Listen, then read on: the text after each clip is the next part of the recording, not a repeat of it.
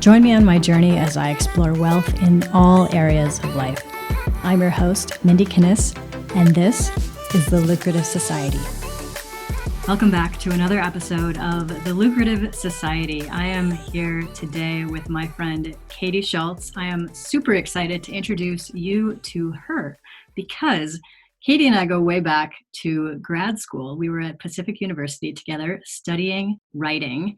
And Katey, I'm just delighted to have you on the show today. Welcome. Thank you for having me. Absolutely. Super excited to get into this topic because it is one of a passion that you and I share, which is writing. To allow our listeners to get to know you a little bit, would you be able to just talk about what led you to writing, why you decided to pursue it as a profession as opposed to just a hobby?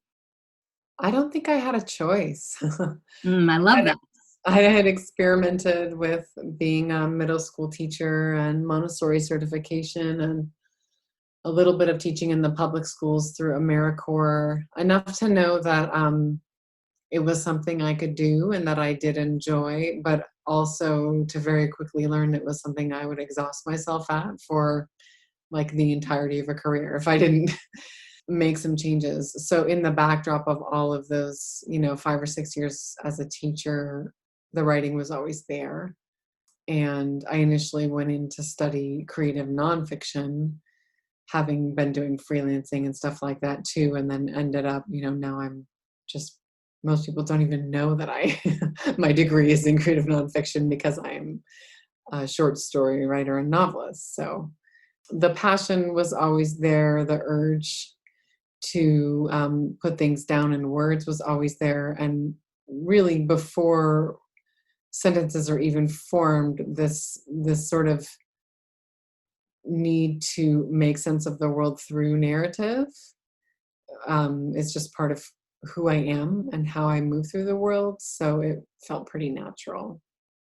Yeah, I totally get that. You, I believe, were my buddy mentor in the nonfiction because there really wasn't that many of us. There were all these fiction people, all these poetry people, and then there was like this tiny little group of nonfiction.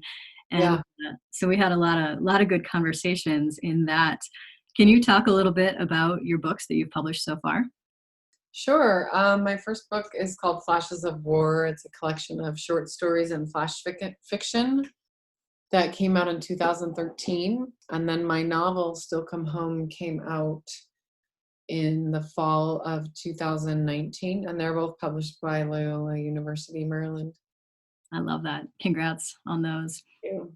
One of the things that I reached out to you for regarding this podcast was I feel like you have developed really just a lifestyle that I want to dig into, because when I talk about wealth on this show, I'm not just talking about money. Of course, that is one of the components to it, but realistically, it's more about this fulfilling lifestyle. And from what I've seen of you online, not only are you living and working in your passion, but you also have a lot of just life going on that I've loved watching over the years.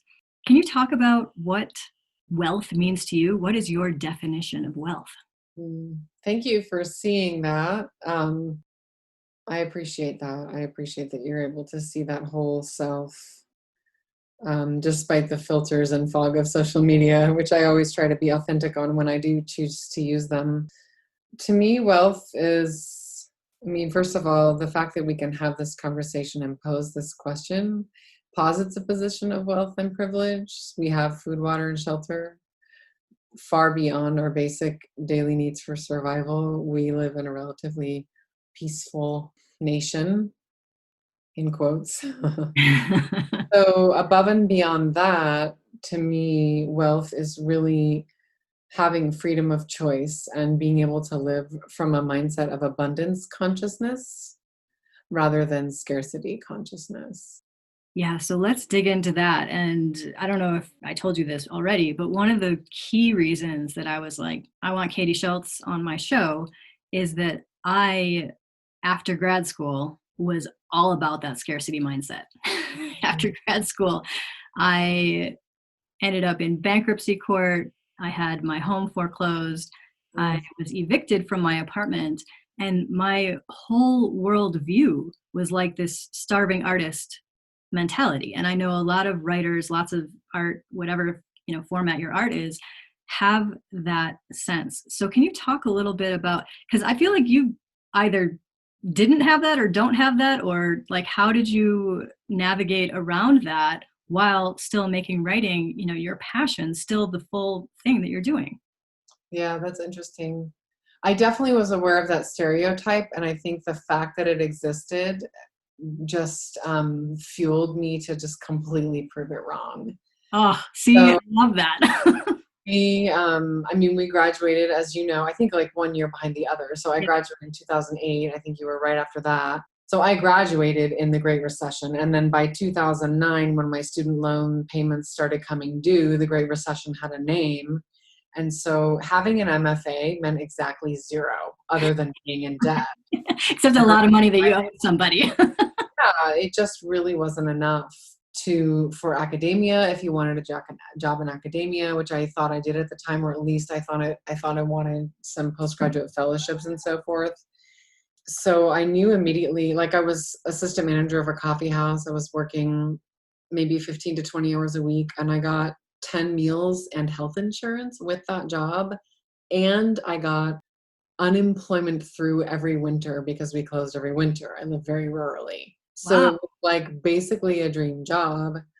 And then when the winter of 2008 into 2009 came, I had that lovely layoff and unemployment, and then it ended, but my job didn't come back. And there we were in the Great Recession. So I knew I had to do something to set myself apart. And so I hit the road for, at the time, what I thought would be 2 years and ended up being 3 years.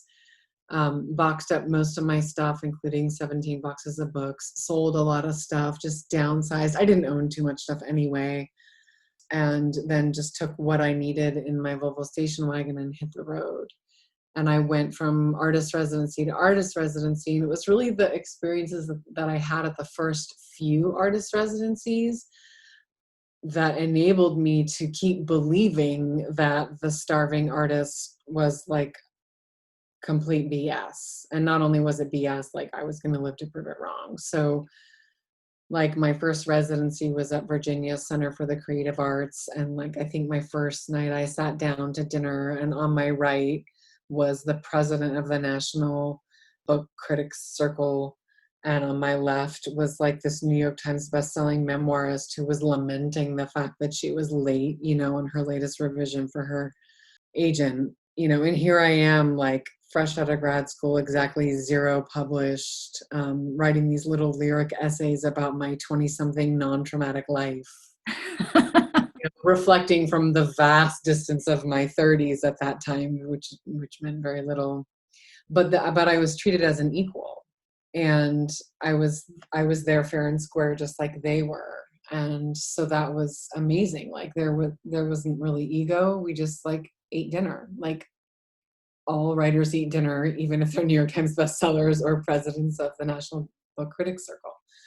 So that fueled me. And then I was writer in residence at Interlochen Center for the Arts, close on the heels of that. And that gig, it gave me health insurance, meals, and housing.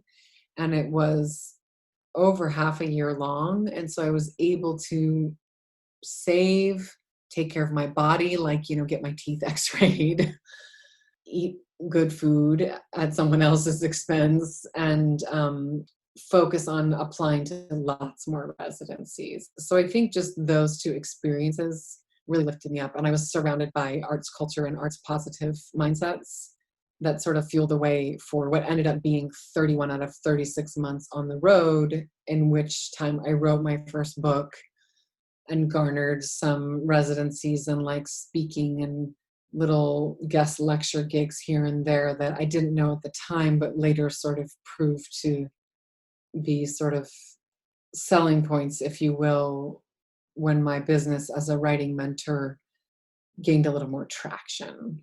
So Nice. And I love everything you just said, because it so speaks to the importance of surrounding yourself with the right people, the right mindset, all of this, I was hanging out in Portland at that time, mostly with other people with the starving artist mentality. And I'm like, nobody has any money. We're all struggling. What are you talking about? So such a different experience just based on our environment. Now, Katey, since you've heard this show before, you know that there's a question that I ask all of my guests, and that is the acronym HERB. So let me just walk you through those various components.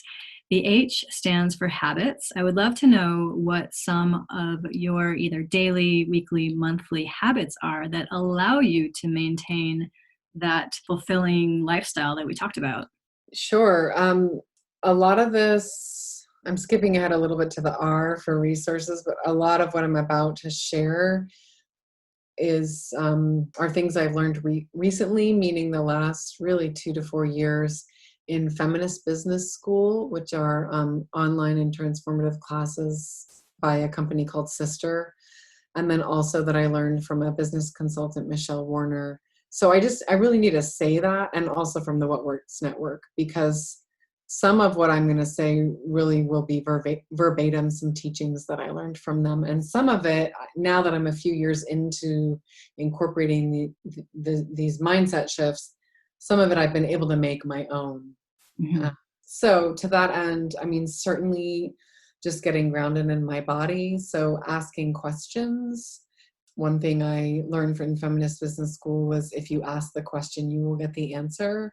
So just asking the question over and over. And I have spaces on my walls and on different flat surfaces in my office where I'll write questions down. And sometimes I write the same question down like every day for 2 months until I get the answer. Or sometimes I just look at it and I get the answer, but I'm getting it out of my body to make space for the answer. Moving my body. So exercise is a huge, huge part of my life. Gazing at the clouds, like cloud gazing and tree gazing is a legit activity that I will clock in for. I use the Harvest app to keep track of my time and pay myself for my hours in my business, and cloud gazing counts. Dancing to Lady Gaga counts. Playing a song on the piano that isn't really a song, it's just whatever notes come out, counts. Like I will clock in for it. Watering plants. So these are things that it's really important to do before the inbox, for sure.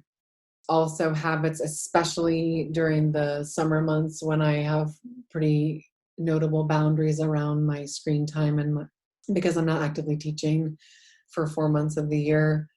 So here's one like life hack habit that's really come in handy is to put in my email signature something to the effect of, I check email on Mondays and Thursdays. Is that it? Period. Well, like in the summer months. But the thing is, if you put that in your email signature, you look like an idiot if you email on Tuesday, Wednesday, or Friday. Right. You have to keep your own boundaries. Right. So, that if I am having a hard time keeping the boundaries that I know I need, like I can take it to that level. So those are just a few. That's awesome. Now, am I remembering correctly? You're into martial arts as well? Yeah, I'm not currently training, but yeah, I've trained intensively twice in my life. Yeah, that's part of it for sure, because you get to show up and someone else is in charge, which is like such a relief after being your own boss all day or part of the day. That's the main thing. And then Fitness Blender is just an incredible online resource of positive messaging and physically challenging workouts that I really enjoy. So yeah, those are some habits. Time tracking is a habit that I think is really, really important because I ran the first like 8 or 9 years of my business. Basically, I was paying myself on a sliding scale. And as soon as I started time tracking and then also switched over to the profit first model, which I can't recommend enough. I agree. Yeah, it was like a no-brainer. I was like, oh my God, like I know exactly what it costs me to do what. I know how long it takes to do what, and I know what I won't do for what. So that's a habit that I think is worth looking at, finding a system that works for people. Yeah. And one of the things that you said that I just want to point out because it's so relevant is when you're talking about your work, you're talking about it as a business, which a lot of writers, they don't like business. They don't like capitalism, even though they have to do that to be able to survive. Can you talk a little bit about how that has either been something you've learned to do or that it's just come naturally? Yeah, I thank you for noticing that. I had to learn it. And part of this came out of feminist business school, part of this came out of my work with Michelle Warner, and part came out of my work in the industry of literary publishing, which is completely unjust. And so in, pitching my first novel, the first book was out, and then in getting an agent, and like sort of like flirting with the New York top 5 for my first novel, and then falling short and not selling it, and eventually finding another publisher. But like, that was a very, very, very hard experience. And like, I can take rejection.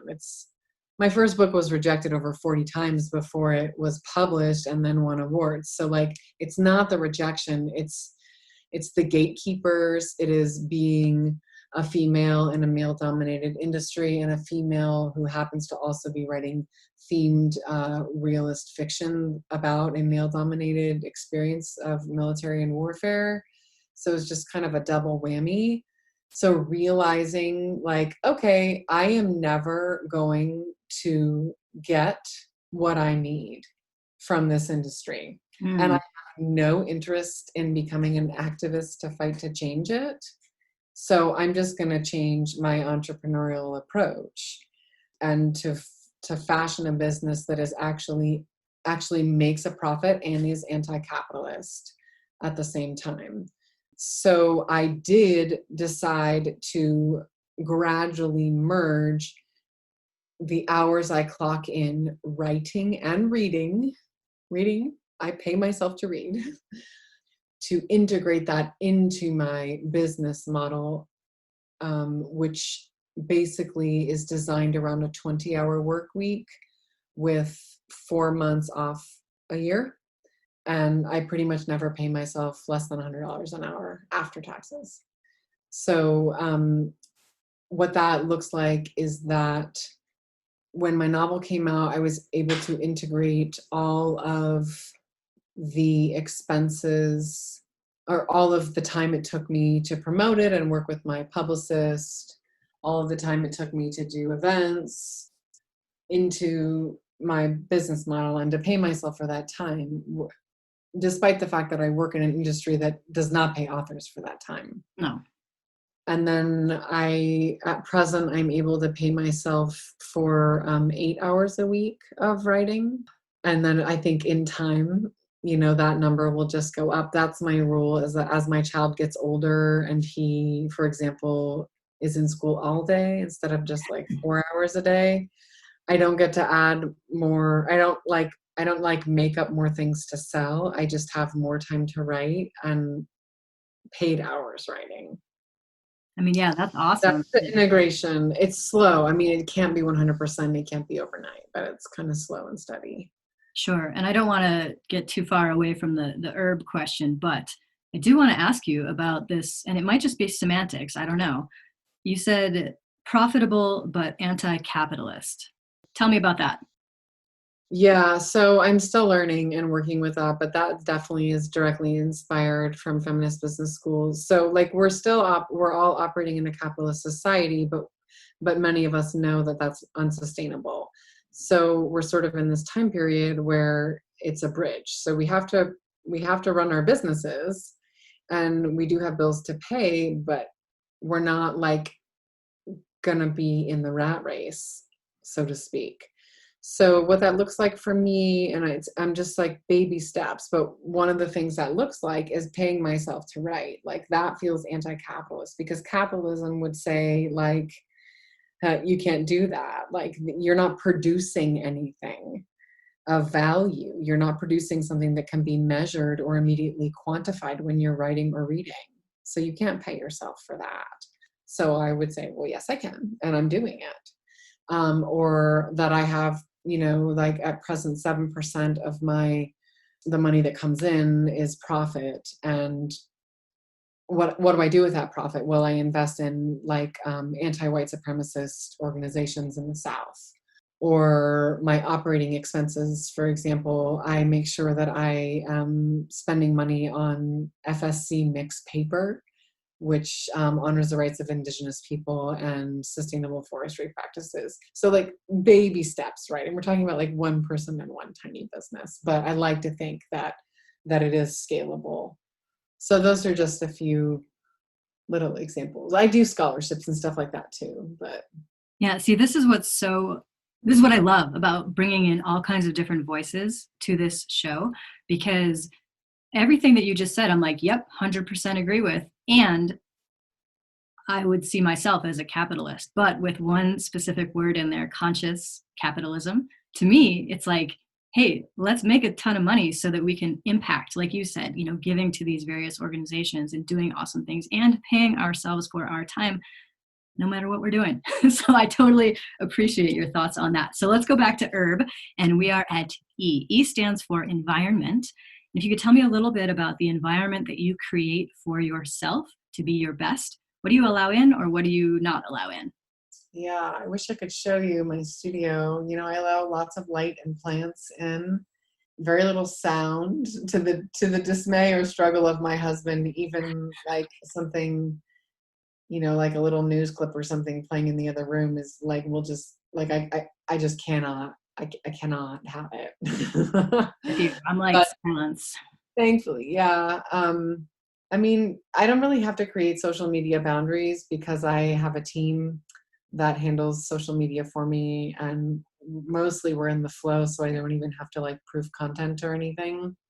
So I use it. Facebook is my people who already know me, so I say things to those people there that I say differently on Instagram, where I'm going to find someone new. But again, my team really understands that, so I don't have to deal with it. If I didn't have them, I would just completely withdraw. And I actually will be withdrawing from Facebook at some point. I just don't have the mental energy for it right now. At present, I let in very little current events, partly because I don't have much time and I'd rather read something else, and partly because it doesn't really feed me right now. Totally. In the last year, in my business environment, have completely unattached from Amazon.